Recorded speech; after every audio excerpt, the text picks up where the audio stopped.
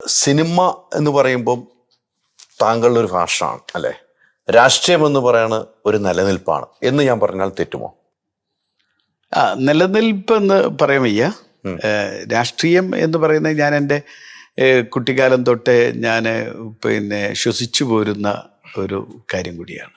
വാസ്തവത്തിൽ എൻ്റെ ബാല്യം തൊട്ട് എൻ്റെ വീട്ടിലെ രാഷ്ട്രീയമാണ് ഞാൻ കാണുന്നതും കേൾക്കുന്നതും ഒക്കെ. ഞാൻ ശ്വസിക്കുന്ന ഓരോ വായുവിലും ഈ രാഷ്ട്രീയമുണ്ട് വാസ്തവത്തിൽ. അപ്പം അതുകൊണ്ട് തന്നെ നമുക്ക് രാഷ്ട്രീയം എന്ന് പറഞ്ഞാൽ അഭിപ്രായം ഉണ്ടാവുക എന്നതും കൂടിയാണല്ലോ വാസ്തവത്തിൽ.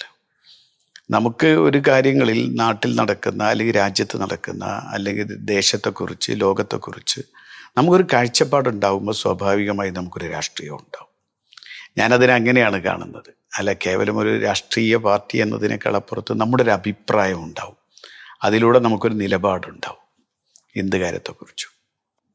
ആ ഒരു അഭിപ്രായ സ്വാതന്ത്ര്യത്തിന് ഒരു തടസ്സമായിട്ടുണ്ടോ കോൺഗ്രസ്സിൽ താങ്കൾക്ക് എന്ന് എനിക്ക് സ്വയം വിലയിരുത്തുമ്പോൾ താങ്കൾ അഭിപ്രായം പറയാനുള്ള ഒരു സ്വാതന്ത്ര്യം ഉണ്ടാവും. ഒരു രാഷ്ട്രീയം എന്ന് പറയുമ്പോൾ ആ അഭിപ്രായങ്ങൾ പറയുമ്പോൾ പലയിടങ്ങളിലും കോൺഗ്രസ് പാർട്ടിക്കുള്ളിൽ താങ്കൾക്ക് ഒരു വേദന ഉണ്ടാകുന്ന സംഭവങ്ങൾ ഉണ്ടാകുന്നു. ഉദാഹരണമായി പലസ്തീൻ റാലി അല്ലെ, ഒരു അച്ചടക്ക സമിതിക്ക് മുമ്പിൽ പോയി നിൽക്കേണ്ട വന്നു, കൈകെട്ടി നിൽക്കേണ്ടതായി വന്നു.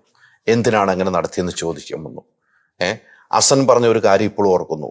പിണറായി വിജയന്റെ ഒരു സംഭവമായിട്ട് ഒരു ചായ കുടിച്ചാൽ പോലും അവൻ പാർട്ടിക്ക് പുറത്താണ് എന്നാണ് അസൻ പറഞ്ഞത്. അസൻ പറഞ്ഞൊരു വാക്ക് വലിയ വാക്കാണ്. ഒരു ചായ കുടിച്ചാൽ പോലും അവൻ പാർട്ടിക്ക് പുറത്താണ്. ഈ പറയുന്ന അസൻ ഉൾപ്പെടെയുള്ളവർ അദ്ദേഹത്തിന്റെ വിരുന്ന് സൽക്കാരത്തിൽ പങ്കെടുത്തിട്ടുമുണ്ട്.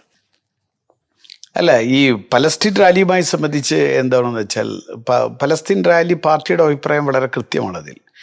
കാരണം കോൺഗ്രസിനെ സംബന്ധിച്ചിടത്തോളം കോൺഗ്രസ് ആണ് ആദ്യം മുതലേ പലസ്തീന് വേണ്ടി വാദിച്ച, ലോകത്ത് തന്നെ വാദിച്ച ഒരു പാർട്ടി കോൺഗ്രസ്സാണ്. ലോകത്ത് തന്നെ സാമ്രാജ്യത്വ ശക്തികൾ ബ്രിട്ടീഷ് സാമ്രാജ്യത്വം ഈ പലസ്തീന് വിരുദ്ധമായി ഇസ്രായേൽ ഉണ്ടാക്കി കൊടുക്കാൻ നിന്നപ്പോഴും അതിനെ ലോകത്ത് ആദ്യമായി എതിർത്തത് നെഹ്റുവാണ്, കോൺഗ്രസ്സാണ്. 1936 തന്നെ AICC സമ്മേളനത്തിൽ പലസ്തീന് വേണ്ടിയുള്ള റെസൊല്യൂഷൻ അവതരിപ്പിച്ചതാണ്. അപ്പം അങ്ങനെയുള്ളൊരു പാർട്ടിക്ക് സ്വാഭാവികമായും പലസ്തീനെ കുറിച്ച് കൃത്യമായൊരു കാഴ്ചപ്പാട് കോൺഗ്രസ്സിനുണ്ട്.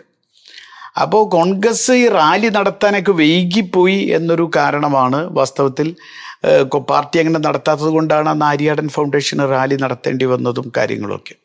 എന്തായാലും അത് പിന്നീട് പാർട്ടിക്ക് ബോധ്യമായതിൻ്റെ അടിസ്ഥാനത്തിൽ തന്നെ ആ കാര്യങ്ങളൊക്കെ അവിടെ ക്ലോസ് ചെയ്തു എന്നാണ് ഞാൻ വിചാരിക്കുന്നത്. ക്ലോസ് ചെയ്തു എന്ന് പറയുമ്പോൾ അതിനകത്ത് രണ്ട് കാര്യങ്ങളുണ്ട്. ക്ലോസ് അവിടെ പോയി നിൽക്കേണ്ട ഒരു നിലയിലേക്ക് എന്തുകൊണ്ട് പാർട്ടി അന്ന് ഇത് മനസ്സിലാക്കിയില്ല?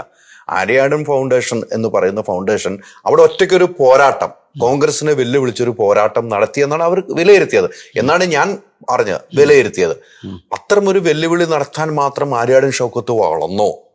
കോൺഗ്രസിന്റെ ഉള്ളിൽ ചില ആളുകൾ താങ്കളുടെ പിതാവാണ് എല്ലാം, മലപ്പുറത്തെ ഒരു ആരാണെന്ന് ചോദിച്ചാൽ എനിക്കറിയാം, ഞാൻ ആ പുള്ളിയെ കണ്ടിട്ടുണ്ട്, സംസാരിച്ചിട്ടുണ്ട്. അദ്ദേഹം വളർത്തിവെച്ച പ്രസ്ഥാനം ഇവിടെ നിൽക്കുക എന്ന് പറഞ്ഞാൽ അവിടെ നിൽക്കുമായിരുന്നു അന്ന് കോൺഗ്രസ് പ്രവർത്തകർ. ആ ഒരു പവറിലേക്ക് ഷൗക്കത്ത് എത്തുമെന്നൊരു ഭയം കോൺഗ്രസിലെ ആളുകൾക്കുണ്ടോ? അങ്ങനെയൊന്നും ഉണ്ടാവുമെന്ന് എനിക്ക് തോന്നുന്നില്ല. മാത്രമല്ല, കോൺഗ്രസിൽ അങ്ങനെ അഭിപ്രായ സ്വാതന്ത്ര്യമുള്ള പാർട്ടിയാണ് കോൺഗ്രസ്. മറ്റു പാർട്ടികളേക്ക് അപേക്ഷിച്ചാണെങ്കിൽ അഭിപ്രായ സ്വാതന്ത്ര്യമുള്ള പാർട്ടിയാണ് കോൺഗ്രസ്, മറ്റേത് പാർട്ടിയിലാണെങ്കിലും.